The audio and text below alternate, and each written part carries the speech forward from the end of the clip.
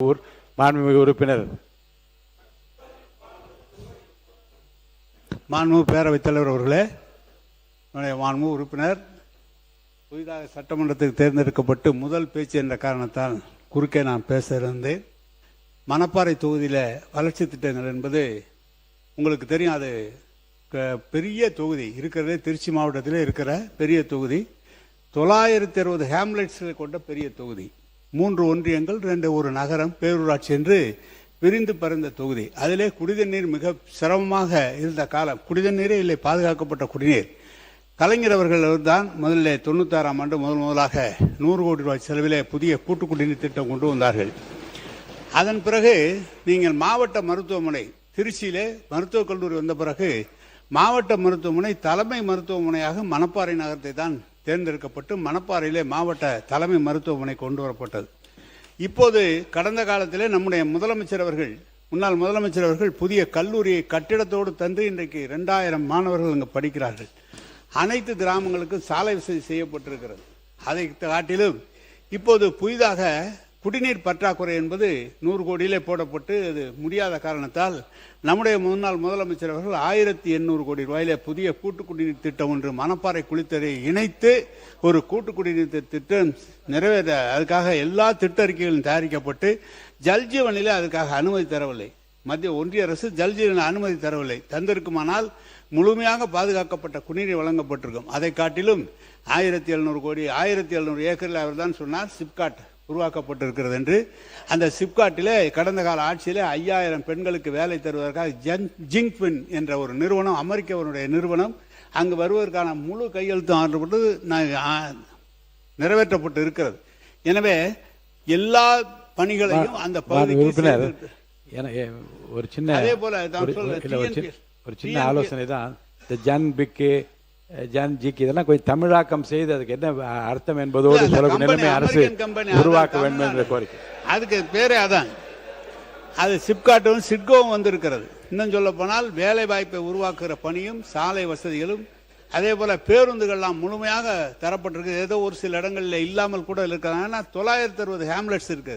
ஒரு தொகுதி என்பது பார்த்தால் 200 கிராமங்கள் இருக்கும், அப்படி எல்லாம் இருக்கும். ஆனால் இந்த மணப்பாறை என்பது பறந்து விரிந்த 960க்கும் மேற்பட்ட இருக்கும். எனவே கழக ஆட்சி, கலைஞர் ஆட்சியிலும் சரி, நம்முடைய முதலமைச்சர் முன்னாள் முதலமைச்சர் தளபதி அவருடைய ஆட்சியிலும் பல்வேறு திட்டங்கள் அந்த பகுதியிலே செய்யப்பட்டிருக்கிறது. இன்னும் சொல்ல போனால் நேரடியாக திராவிட முன்னேற்ற கழகம் போட்டியிடாமல் தொடர்ந்து தோழமை கட்சிகளுக்கு அந்த இடம் கொடுத்து அப்படி கூட வெற்றி பெற்ற மக்கள் ஏற்றுக்கொண்ட பகுதி. எனவே தம்பி அவர்கள் புதிதாக வந்திருக்கிறார். அவருடைய உறவினர் தான், ஒன்றிய தலைவராகவும் எங்கள் காலத்தில் இருந்திருக்கிறார்.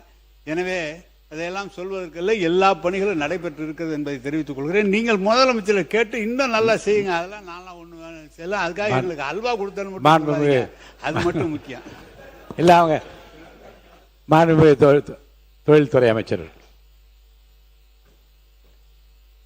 மாண்புமிகு பேரவைத் தலைவர் அவர்களே, மாண்புமிகு உறுப்பினர் அவர்கள் சொன்னார் சிப்காட் அங்கே நல்ல முறையாக நடைபெற்று இருக்கிறேன். நாங்கள் சிப்காட் ரிவைவல் மிஷன் அப்படின்னு சொல்லி ஒவ்வொரு மாவட்டத்திலையும் சிப்காட்டை ஆய்வு பண்ணிகிட்ருக்கோம். அதே மாதிரி பெருந்துறையில் 26/5/2026 அன்று மாண்புமிகு சட்டமன்ற உறுப்பினர் அவர்களும் நானும் சேர்ந்து அங்கே ஒரு ஆய்வு நடத்தினோம். அவர் சொன்ன மாதிரியான எந்த விதமான பெரிய மாற்றங்கள் எதுவும் நான் பார்க்கவே இல்லை. ஏன் அப்படின்னா சொல்லிடுறேன் பேசி முடிச்சிரு. அதுக்கப்புறம் தொழில் பூங்கா 1097.86 ஏக்கரில் ஆரம்பிச்சிருக்காங்க. பல வருடங்கள் ஆயிருக்கு.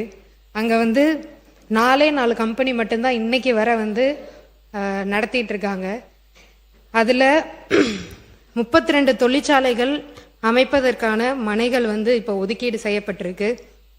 அங்கே முதலீட்டாளர்கள் கூட நம்ம ஒரு ஆய்வு நடத்தினோம். அவங்களுடைய கோரிக்கை எல்லாமே தண்ணீர் அங்கே இல்லை, ரோடு வசதி இல்லை, தெருவிளக்குகள் இல்லை, சரியான பஸ் வசதிகள் அங்கே இருக்க மக்கள் சிப்காட்டுக்கு வர முடியாத நிலைமையில தான் இன்னமும் இருந்துட்டு இருக்குன்னு பல கோரிக்கைகள் வச்சாங்க.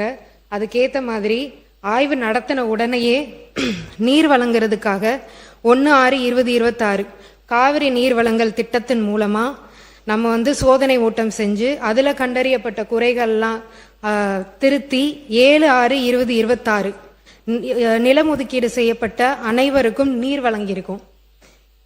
இதுல 2வது முறையா டிஎன்பிஎல் மூலமா நீர் வழங்குதல் திட்டமும் செயல்படுத்தப்பட்டிருக்கு. இதுல சாலை வசதி அங்க இருக்க 2 முதலீட்டாளர்கள் கேட்டிருந்தாங்க. சாலை வசதிக்கான டெண்டர் 6/7/2026 அன்று ஒதுக்கீடு செய்யப்பட்டு நாளைக்கு அது ரிலீஸ் செய்யப்படுது. இதன் மூலமா அங்க இருக்க சாலை வசதிகளும் செய்யப்படுது. இது மட்டும் இல்லாம அங்க இருக்க தெருவிளக்குகளும் இதே ஒதுக்கீட்டுல செய்ய போறோம். பேரவையின் அனுமதியுடன் அலுவல் நேரம் நீட்டிக்கப்படுகிறது. மாண்புமிகு அமைச்சர் பேசலாம். இதை தவிர அங்க இருக்க ஒரு பெப்சிகோ நிறுவனம் பல ஆண்டுகளா டிடிசிபி அனுமதி இல்லாம இருந்துட்டு இருந்துச்சு. அவங்களுக்கு உடனடியா நம்ம இன்னைக்கு பண்ணி கொடுத்துருக்கோம். இதை தவிர பேருந்து வசதி இல்லை அப்படின்னு சொல்லி பொதுமக்களும் கேட்டிருந்தாங்க. சிப்காட்டுக்கு வரவே முடியல அப்படின்னு சொல்லி. அப்பதான் லோக்கல்ல இருக்க ஜாப் ஆப்பர்ச்சுனிட்டி அதிகமாகும். அதுக்கான வசதிகளும் ஏற்படுத்தி தருவதற்காக டிஎன்எஸ்டிசிக்கு கடிதம் எழுதி அதுக்கான சேவைகளும் நம்ம இப்ப தொடங்கியிருக்கோம். இதை தவிர அங்க இருக்க சிசிடிவி கேமராவே கிடையாது. அதுக்கான வசதிகளும் ஏற்படுத்தியிருக்கோம். இதை விட என்ன இதுன்னு பாத்தீங்கன்னா அங்க துணை மின் நிலையமே கிடையாது. எலக்ட்ரிசிட்டி அங்க இருக்க தொழில் முதலீட்டாளர்கள் கேட்கறது எல்லாமே துணை மின் நிலையம். அதாவது எலக்ட்ரிசிட்டி இல்லாம எப்படி ஒரு தொழில் நம்ம ஆரம்பிக்க முடியும்? அதுக்காக தொழிற்சாலைகள் எதிர்கால மின் தேவையை கருதி 110 கிலோவாட் துணை மின் நிலையம் அமைப்பதற்கு தேவையான நிலம் அடையாளம் கணக்கெடுக்கப்பட்டு இப்போ அதுக்கான தான பத்திரமும் நம்ம பதிவு செய்யப்பட்டிருக்கு. இத்தனை குறைகளும் இருக்கிற ஒரு சிப்காட் அது. வேற ஊர் சொன்னீங்க. மணப்பாறை. இது இங்க மட்டும் கிடையாது, பல இடத்துல சிப்காட் இதே நிலைமையில தான் இருக்கு. போய் பாத்தீங்கன்னா பொட்டல் காடா தான் இருக்கு. நிலம் மட்டும் வாங்கி ஒதுக்கீடு வச்சிருக்காங்க. ஆனா இங்க தொழில்கள் எதுவுமே இன்னும் வரவே இல்லை. இங்க இருக்க சட்டமன்ற உறுப்பினர், நம்ம தர்மபுரியில இருக்கிற சட்டமன்ற உறுப்பினர் அவர்களே அதை ஏத்துப்பாங்க.